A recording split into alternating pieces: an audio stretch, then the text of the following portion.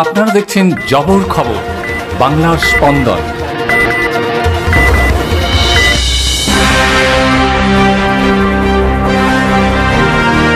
স্ত্রীকে না পেয়ে প্রতিবেশী মহিলার উপর হামলার অভিযোগ। নরেন্দ্রপুরের চাঞ্চল্য, আহত প্রতিবেশী মহিলা ও তার 12 বছরের ছেলে। অবশেষে থানার দ্বারস্থ আক্রান্ত মহিলা।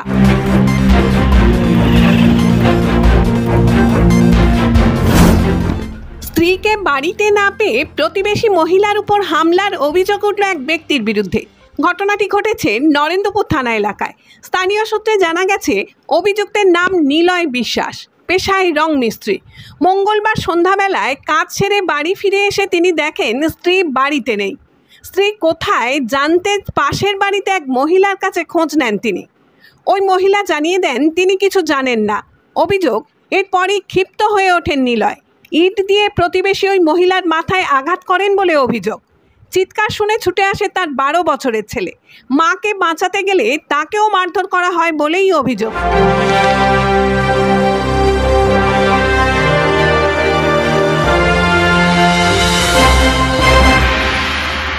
মেরেছে কেন?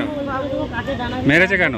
মেরেছে কেন? ওর বউকে খুঁজতে এসছে আমাদের বাড়িতে। আমি বলেছি আমাদের বাড়িতে নেই বলে ঘরের ভিতরে ঢুকে গেছে, গিয়ে নোংরা নোংরা আমাকে গালাগালি করছে, বলছে তোকে এই করে দেবো ওই করে দেবো বলতে।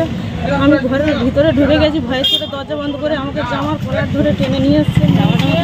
জামা ছিঁড়ে দিয়েছে, এখানে বুকে ধরে জামার কলার ধরে টেনেছে।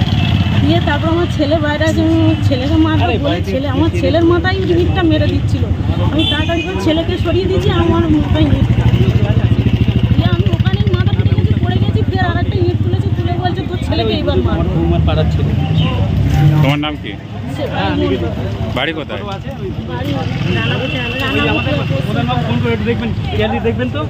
রক্তাক্ত অবস্থায় মা ও ছেলেকে উদ্ধার করে স্থানীয়রা হাসপাতালে ভর্তি করেন।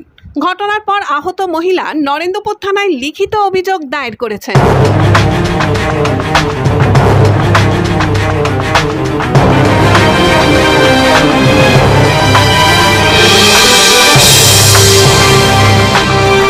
পুলিশ সূত্রে জানা গেছে, অভিযুক্তের বিরুদ্ধে একাধিক ধারায় মামলা রুজু করা হয়েছে।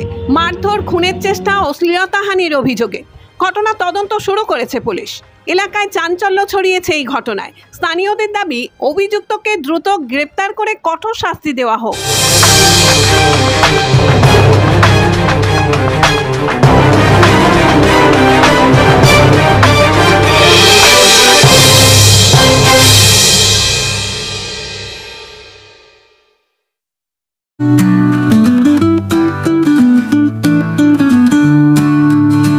সপ্তাহের প্রতিদিন চোখের ডাক্তার মানে জয়নগর রথ কালার আইশেফ